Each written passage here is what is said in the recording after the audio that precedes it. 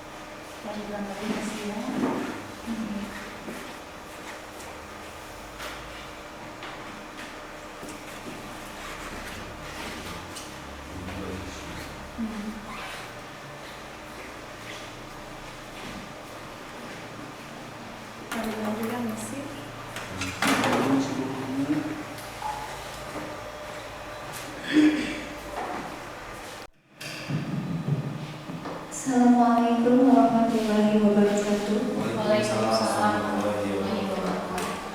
Rabbi shrah li sadri wa yassir li amri wahlul 'uqdatam min lisani yafqahu qawli. Amma ba'du. Yang terhormat Wakil Kepala Sekolah, yang saya hormati rekan-rekan semua, para guru, dan yang saya hormati para CGP Angkatan 11. Pertama-tama, mari kita panjatkan puji dan syukur kehadirat Allah Subhanahu wa Ta'ala, yang mana kita bisa berkumpul di acara ini. Pak Upa, sholawat serta salam kita panjatkan dan curahkan kepada junjungan kita Nabi besar Nabi Muhammad Shallallahu Alaihi Wasallam. Langsung saja ke acara berikutnya, yaitu untuk menyanyikan lagu Indonesia Raya. Hadirin dimohon berdiri.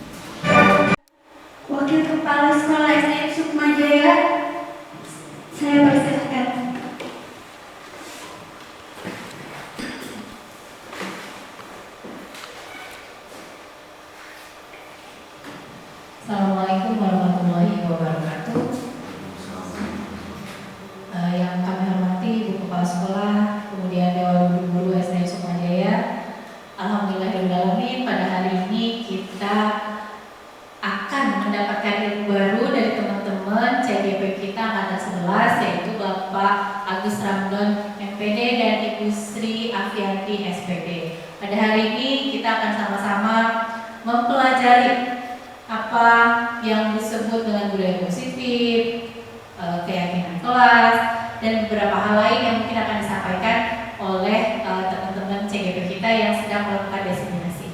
Untuk itu, Bapak dan Ibu Guru silakan mengambil sebanyak-banyaknya wawasan dan ilmu pengetahuan.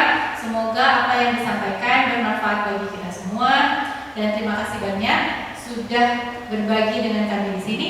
Cukup sekian. Wassalamualaikum warahmatullahi wabarakatuh.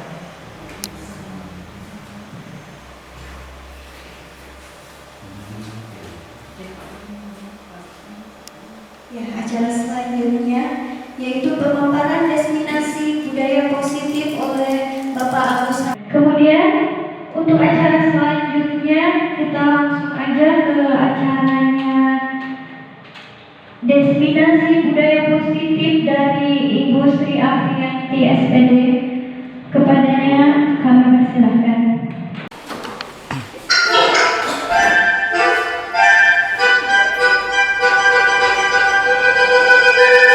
Five, four, three, two.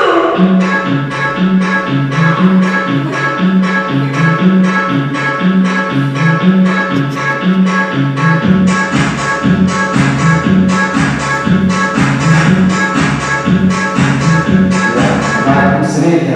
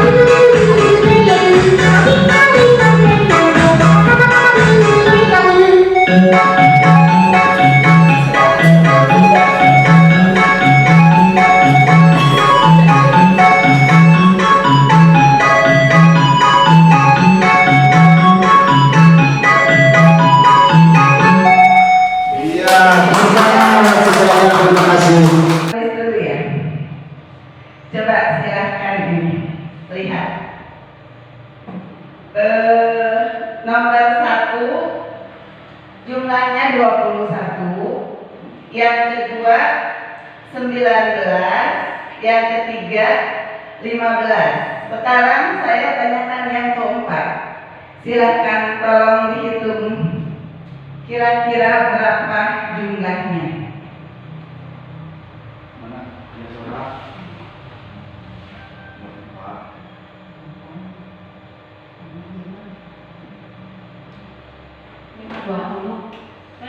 Bu Eni 20. Bu Eni berapa? 54. Bu Dea berapa? Ada lagi jawaban yang lain? Kita kemang sekarang kemang. Jangan di itu ya. Jangan terkecoh dengan gambarnya. Coba lihat. Ini di sini gambar bunganya ada 2. Kemudian, ya ini bertumpuk. Ini nggak kelihatan.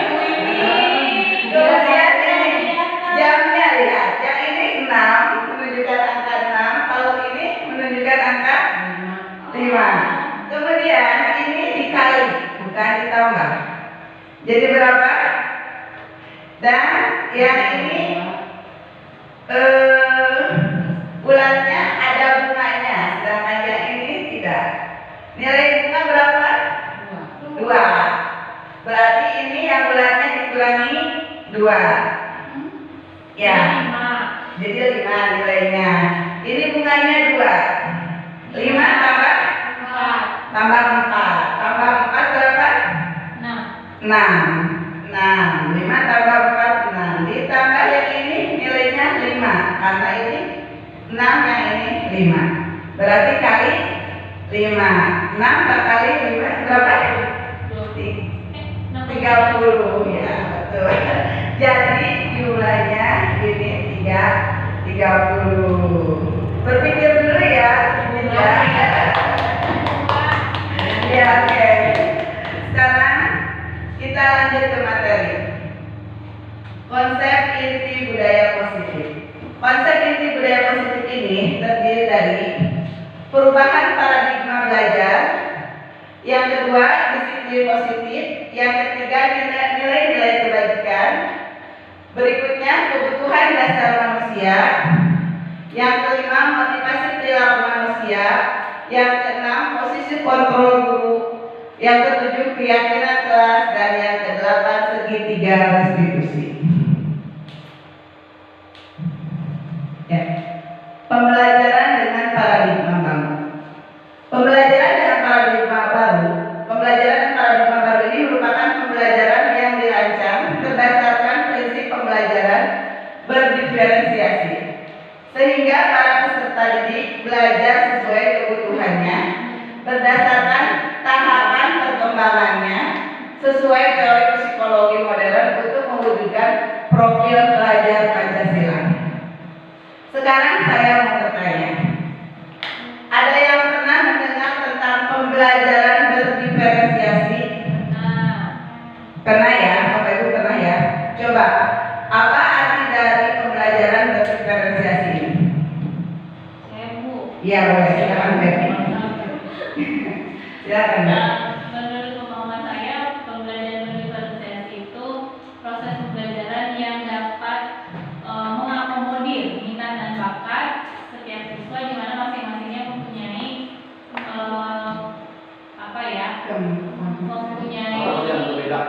kesukaan, mempunyai bakat yang berbeda. Minat dan bakat yang berbeda. Ya, betul sekali Bu Becky. Ya, terima kasih ya. Ya, jadi kita semua sudah paham ya tentang pembelajaran berdiferensiasi tersebut. Ya, pembelajaran model pelajar Pancasila. Bentar. Ya, sehingga kan ini tadi pembelajaran yang paradigma baru yang pembelajaran berdiferensiasi itu untuk mewujudkan profil pelajar Pancasila. Profil pelajar Pancasila ini ada berapa? 6. Ya, ada 6 poin. Yang pertama, beriman bertakwa kepada Tuhan Yang Maha Esa dan berangkat mulia. Yang kedua, berkebinekaan global. Yang ketiga, bergotong royong. Terus, kreatif, bernalar kritis, dan mandiri. Ya, betul.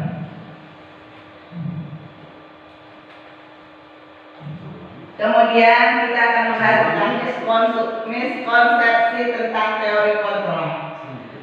Miskonsepsi tentang teori kontrol di sini kesalahan pemahaman dalam menghubungkan suatu konsep dengan konsep-konsep yang lain, antara konsep yang baru dengan konsep yang sudah ada tentang teori kontrol.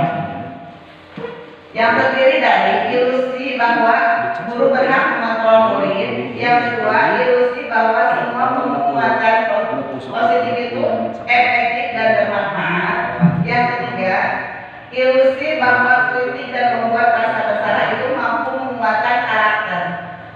Yang keempat, kemudian ya, ilusi bahwa orang dewasa itu berhak memaksa. Ya, itu adalah miskonsepsi tentang teori kontrol. Jadi teori yang ini semuanya salah ya. dan kita tidak boleh menggunakannya. Kemudian, nah, mengubah paradigma stimulus respon ke pendekatan teori kontrol. Di sini ada stimulus respon dan teori kontrol. Stimulus respon terdiri dari realitas atau kebutuhan kita sama. Kemudian semua orang melihat hal yang sama. Selanjutnya kita mencoba mengubah agar berpandangan sama dengan kita. Perilaku buruk dilihat sebagai suatu kesalahan. Orang lain bisa mengontrol saya bisa mengontrol orang lain. Pemaksaan ada pada saat bujukan atau gagal. Teori kontrol terdiri dari realitas kebutuhan kita berbeda. Setiap orang memiliki gambaran berbeda. Kita berusaha memahami pandangan orang lain tentang dunia. Selanjutnya, semua perilaku memiliki tujuan. Selanjutnya, hanya Anda yang bisa mengontrol diri Anda. Kemudian, Anda tidak bisa mengontrol orang lain. Kemudian, kolaborasi dan konsensus menciptakan pilihan-pilihan baru. Ya, ini tadi sudah dijelaskan sebagian oleh Pak Agus ya.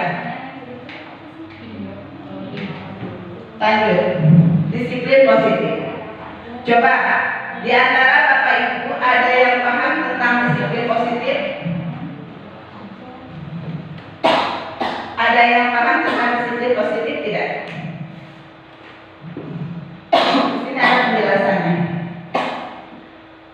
Disiplin positif itu berasal dari kata diskripsian, yaitu belajar berdisiplin mengacu pada disiplin diri yang mengacu pada tanggung jawab terhadap apa yang dilakukan berdasarkan nilai-nilai yang diyakini.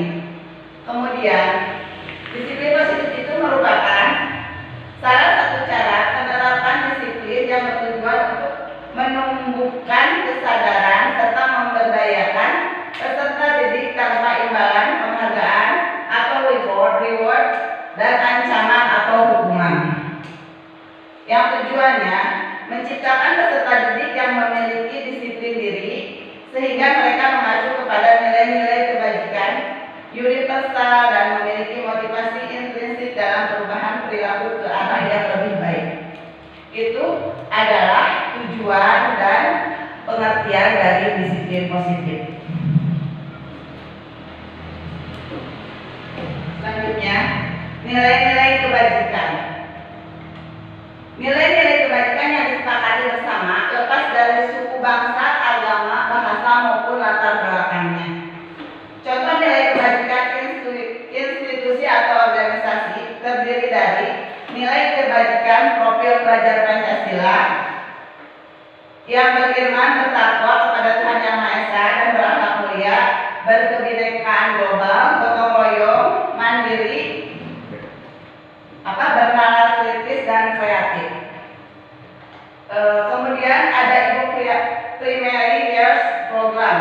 Menurut Ibu, YPP, toleransi, rasa hormat, integritas, mandiri, menghargai, antusias, empati, keingintahuan, kreativitas, kerjasama, percaya diri, dan komitmen. Kemudian contoh nilai kebajikan menurut 9 pilar karakter Indonesia Heritage Foundation, yaitu cinta Tuhan dan segenap ciptaannya, kemandirian dan tanggung jawab, kejujuran atau amanah, diplomatis, hormat dan santun, dermawan, suka menolong dan gotong royong, percaya diri, kreatif dan bekerja keras, kepemimpinan dan keadilan, baik dan rendah hati, toleransi, kedamaian dan kesatuan. Yang ini hampir sama dengan yang profil pelajar Pancasila ya, poin-poinnya. Ya, lanjut.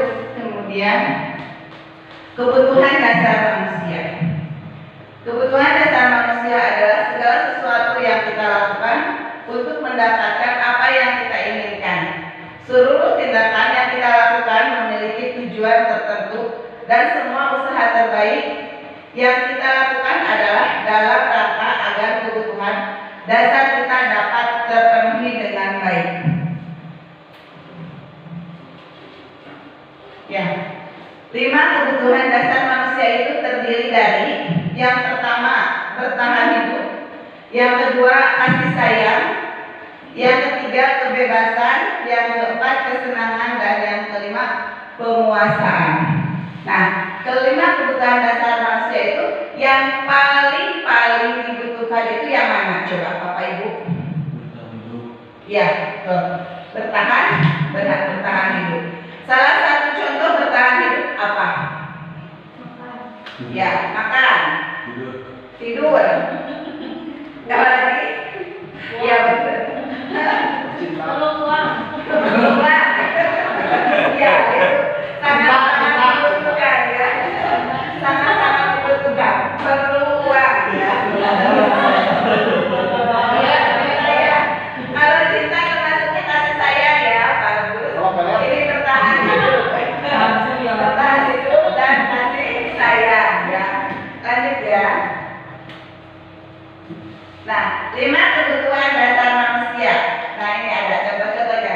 Kebutuhan untuk bertahan hidup. Contohnya makanan, minuman, rumah, pendidikan, hingga rasa aman.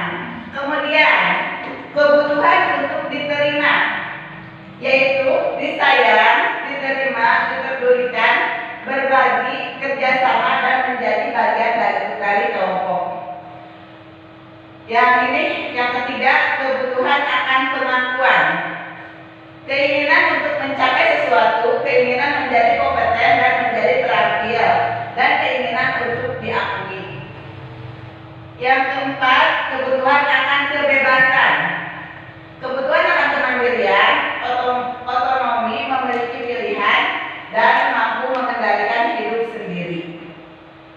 Yang kelima, kebutuhan akan kesenangan, berkaitan dengan aktivitas yang menghibur dan menyenangkan seperti bermain, humor, tertawa, dan antusiasme ya. Jadi semua ini kebutuhan dasar manusia. Tidak boleh ada yang terlewat. Khususnya apa? Khususnya shopping atau berbelanja ya, ibu ya.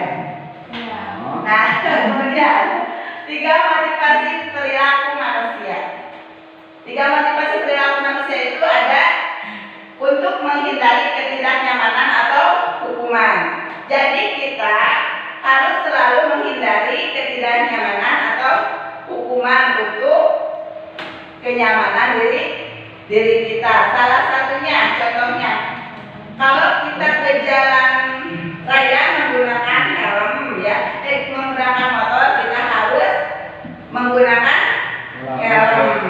Selain untuk keamanan, juga untuk menghindari hukuman. Kemudian yang kedua, untuk mendapatkan imbalan atau penghargaan dari orang lain. Nah, kita untuk mendapatkan ini, untuk mendapatkan imbalan atau penghargaan dari orang lain itu merupakan motivasi pada diri kita. Contohnya apa? Kita berbuat baik, berbuat sesuatu yang baik. Karena apa? Karena ada sesuatu yang kita inginkan ya. Berupa penghargaan atau berupa imbalan gitu ya. Sekarang yang ini, untuk menjadi orang yang mereka inginkan dan menghargai diri sendiri dengan nilai-nilai yang mereka percaya. Cinta. Ya.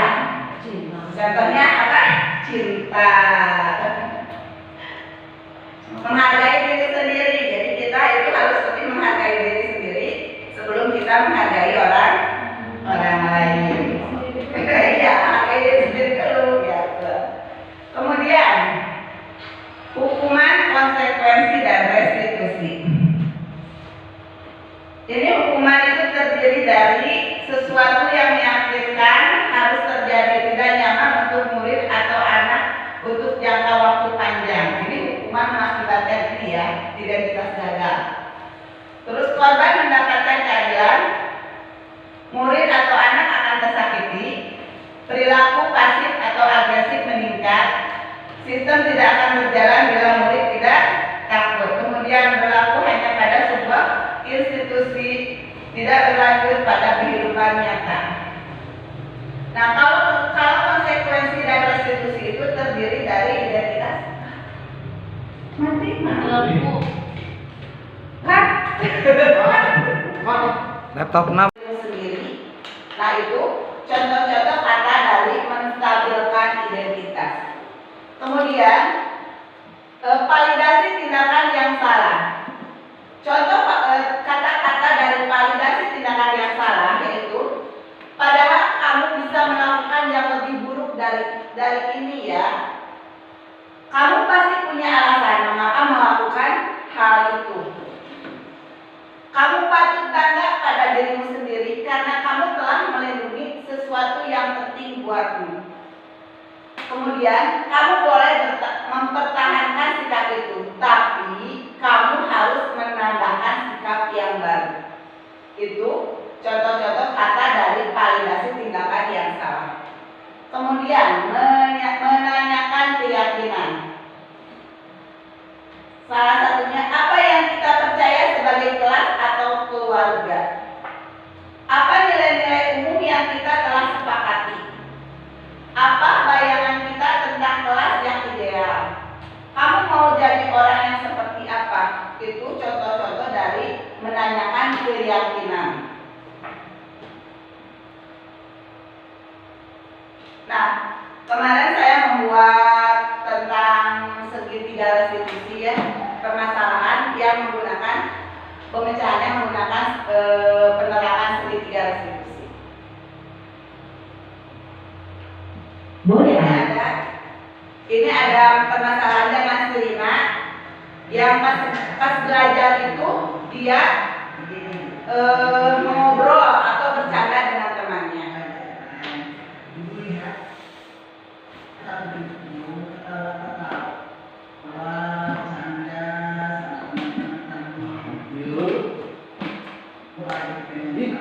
Si Ramdan tadi nikah udah lanjut. Si Ramdan Juga. sudah hafal ini ya.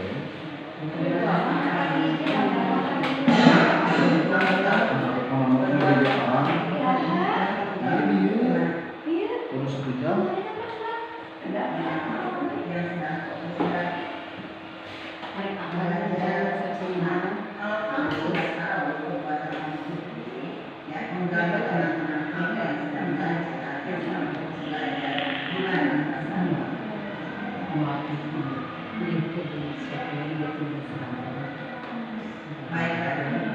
Sekarang mari kita pikirkan apa yang bisa kamu lakukan untuk memperbaiki situasi ini.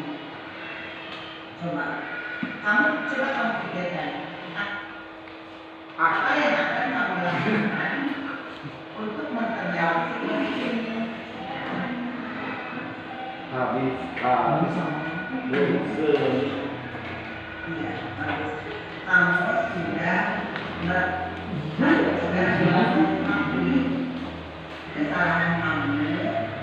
terlupa di mana lagi? Bagus, itu pilihan yang baik. Kamu akan meminta maaf kepada Nggak dulu pas betul. Pas betul. Buset. kesalahan itu mengganggu mereka saat belajar bagus-bagus. Sejam 30 terus 1 menit. Kamu harus lebih fokus pada pelajaran Facebook. dan membantu teman-teman Ini untuk panas. konsentrasi saat kegiatan belajar berlangsung. Ya, Berapa sih? setuju?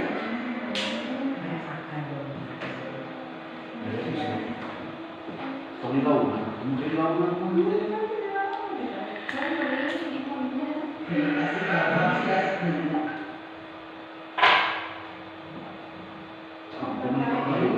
Dengan pembicaraan kita barusan.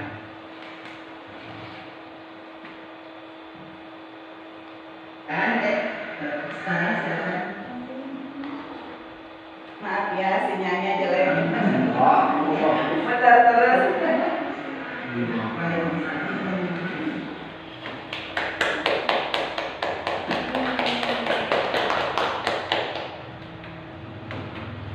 Ini bukan baik. Ya, ini bukan baik dari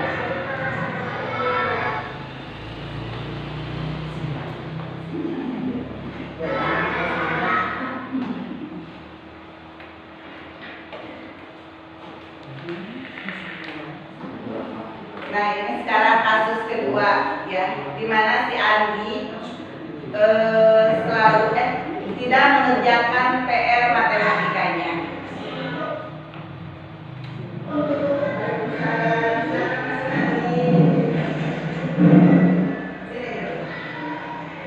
Nah, yang pertama, Andi, kita stabilkan dulu identitas. Andi tidak mengerjakan tugas matematika. Coba, itu pengen dengan apa alasan? Andi tidak mengerjakan tugas.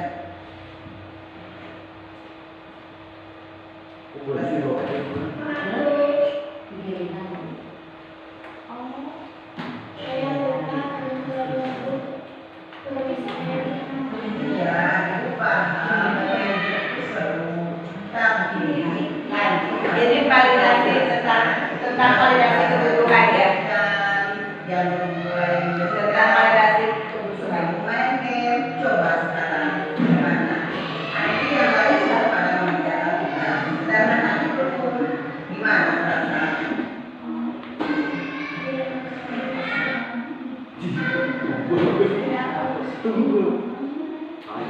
Silap bukan di mana?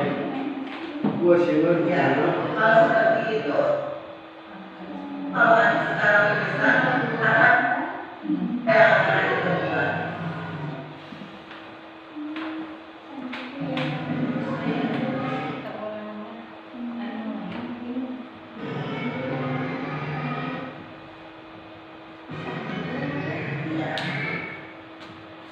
Ya. Andi sudah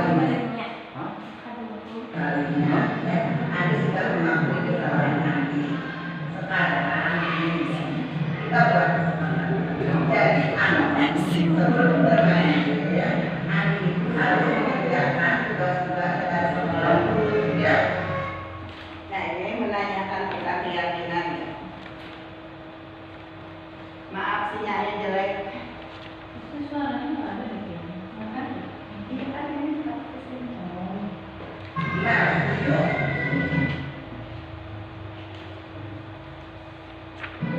Iya, bagus. Iya, gimana?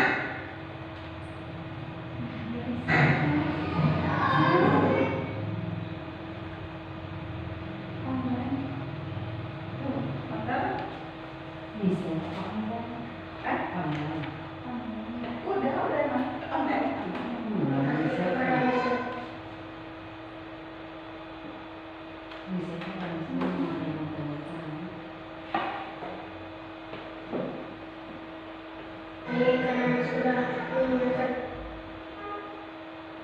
Kakak dan ibunda Naren ya. Ada lagi yang mungkin perlu dilakukan Naren agar tidak terlambat bangun lagi. Tidak ada, Bu. Baik Naren, terima kasih untuk kerjasama kamu. Sekarang kamu perlu kembali ke kelas untuk belajar. Baik, Bu. Terima kasih.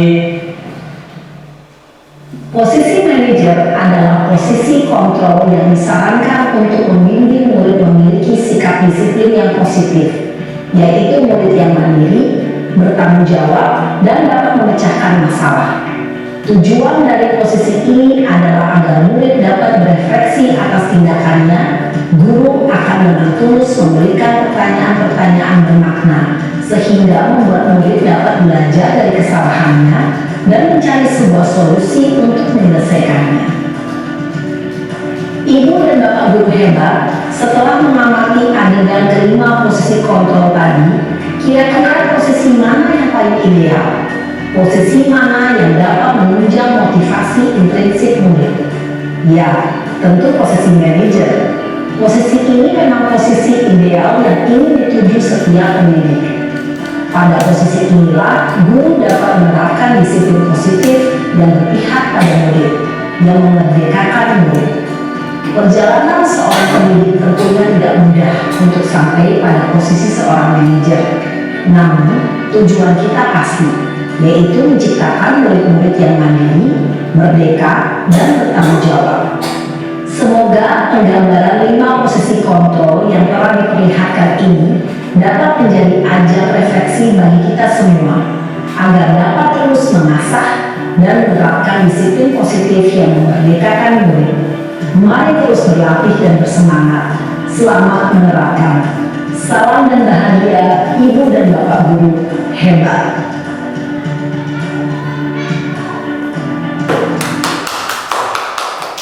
Pertama, bagaimana rekan-rekan setelah melihat video yang barusan ditayangkan, jadi tahu perbedaan mana si pemantau, mana manajer, mana si pendukung, mana si teman, ya bisa melihat barusan perbedaannya?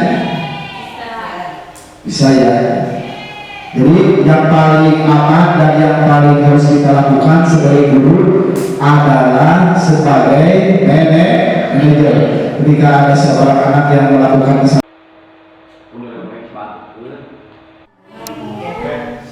Ya, selanjutnya 5 posisi kontrol guru. Dalam bukunya yang berjudul Institution Structuring School Description, dia berkata bahwa pentingkan guru untuk meninjau kembali pendekatan disiplin yang diterapkan di dalam terdiri dari penghukum. Posisi 5 posisi kontrol itu terdiri dari penghukum. Yang pertama, seorang penghukum menggunakan hukuman fisik atau verbal untuk mengendalikan perilaku. Yang kedua, pembuat merasa bersalah, di mana guru menggunakan kata-kata yang lembut untuk membuat orang lain merasa bersalah atau rendah diri. Yang ketiga, guru sebagai teman, di mana dalam posisi teman menggunakan persuasi dan hubungan untuk mempengaruhi perilaku. Yang keempat, pemantau, di mana guru memposisikan diri untuk cenderung melihat perilaku siswa dalam menggunakan bukti-bukti tersebut untuk membuat keputusan tentang tindakan apa yang perlu diambil. Dan sebagai manajer, guru akan membimbing siswa untuk mengatur diri dan bertanggung jawab atas tindakannya sendiri.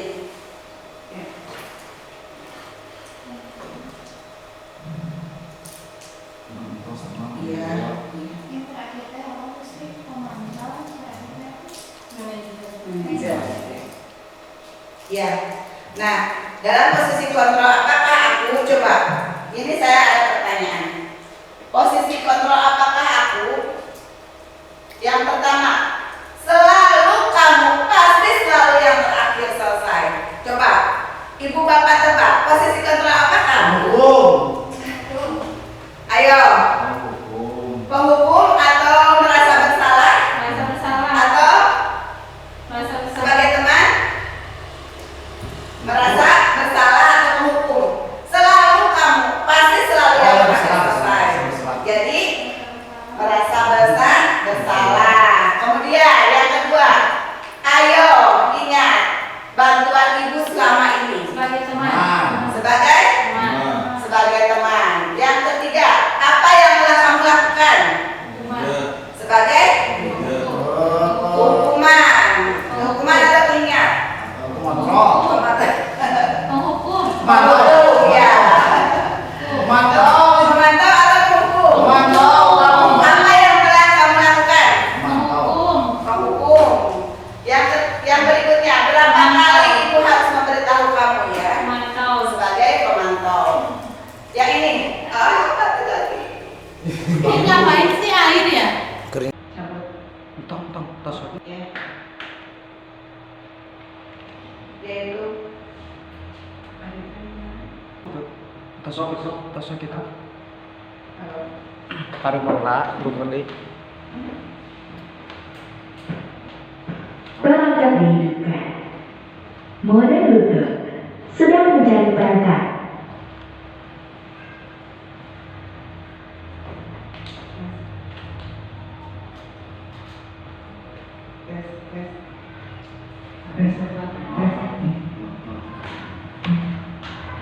ya itu Bapak Ibu itu tadi contoh video dari penerapan segitiga restitusi ya kepada anak-anak yang memiliki masalah. Dari kasus pertama tentang anak yang bercanda saat belajar, bercanda, ketawa-ketawa saat belajar. Kemudian yang kedua, anak yang kedua itu tidak mengerjakan PR matematika karena sibuk dengan main game pada malam harinya. Ya. Yang mungkin tujuan dari disiplin positif ini adalah menanamkan motivasi pada peserta didik kita, yaitu untuk menjadi orang yang mereka inginkan dan menghargai diri sendiri dengan nilai-nilai yang mereka percaya. Ketika peserta didik kita memiliki motivasi tersebut, mereka telah memiliki motivasi intrinsik yang berdampak jangka panjang, motivasi yang tidak akan terpengaruh pada adanya hukuman atau hadiah. Mereka akan tetap berperilaku baik dan berlandaskan nilai-nilai kebajikan karena mereka ingin menjadi orang yang menjunjung tinggi nilai-nilai yang mereka hargai atau mencapai suatu tujuan mulia. Ya, mungkin pemaparan dari saya cukup sekian tentang diseminasi budaya positif. Ya, assalamualaikum warahmatullahi wabarakatuh. Jelas dan juga menarik. Ada hal yang menarik untuk saya, mungkin untuk guru-guru juga menarik ya. Ada lima posisi kontrol guru ya. Di sana yang pertama itu guru sebagai penghukum, yang kedua guru sebagai pembuat rasa bersalah, yang ketiga guru sebagai teman, yang keempat guru sebagai pemantau, dan yang kelima adalah guru sebagai manajer. Untuk sesinya Ibu Sri, mungkin saya tidak akan menanyakan, ada yang mau bertanya untuk Bapak Ibu guru ya. Mungkin untuk sesinya Ibu Sri, saya yang akan bertanya. Ya, mungkin di sini Bapak Ibu guru pernah ada permasalahan di kelasnya. Permasalahan, ketika ada permasalahan di kelas, posisi di mana ketika itu? 5 posisi kontrol guru. Mungkin ada yang mau mencontohkan Bapak Ibu guru berada di posisi yang mana? Guru yang sebagai penghukum, guru sebagai teman, atau guru sebagai manajer, guru sebagai pemantau, atau yang terakhir guru sebagai pembuat rasa bersalah. Ya, ada yang mau mencontohkan? Ya, boleh. Terima kasih kesempatannya. Sampai saat ini memang saya belum berhasil menjadi posisi dulu sebagai manajer ya. Saya pernah ada posisi sebagai penghukum, posisi sebagai merasa bersalah kepada murid, sebagai teman kadang-kadang, ya begitu ya. Jadi memang untuk menjadi guru dengan posisi kontrol manajer ini masih harus terus diasah, mungkin begitu ya. Dan terima kasih karena dari diseminasi ini kita menjadi lebih tergerak begitu ya, bahwa ada 5 posisi kontrol guru ketika menghadapi masalah. Justru yang paling bagus itu menjadi seorang manajer. Terima kasih, mungkin itu Ibu. Wassalamualaikum warahmatullahi wabarakatuh.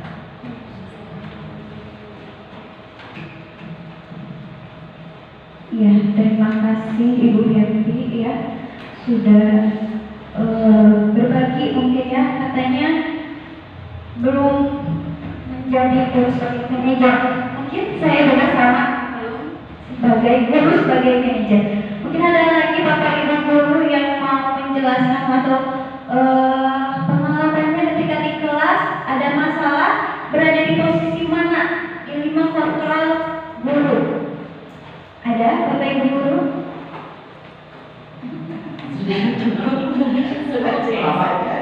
Cukup. Atau saya saja? Ya. Ibu saja. Mungkin ini ya, saya juga sama ya. Kalau saya itu ngajar di kelas 1 ya, pengalaman saya. Posisi saya ngajar di kelas 1 itu, jujur saya belum pernah menjadi guru sebagai penghukum. Karena kenapa? Karena kelas 1 itu kalau sudah sebagai misalnya dihukum itu pasti nangis ya. Justru saya memposisikan diri saya sebagai guru sebagai teman. Ternyata itu salah, ya Bu Sri ya. Ya mungkin pengalaman saya terus pemaparan Bu Sri sama Pak Agus itu bagus, jadi membuat saya ternyata saya di posisi sebagai teman anak-anak itu salah gitu. Mungkin seperti itu ya. Bukan Ada yang salah tapi bukan salah Iya. tapi kurang tepat gitu. ya, bukan salah sebenarnya, tapi Sudah tapi kurang tepat. Ya, tidak ada lagi Bapak Ibu guru yang mau berbagi pengalamannya? Tidak ada ya. Mungkin cukup sekian ya.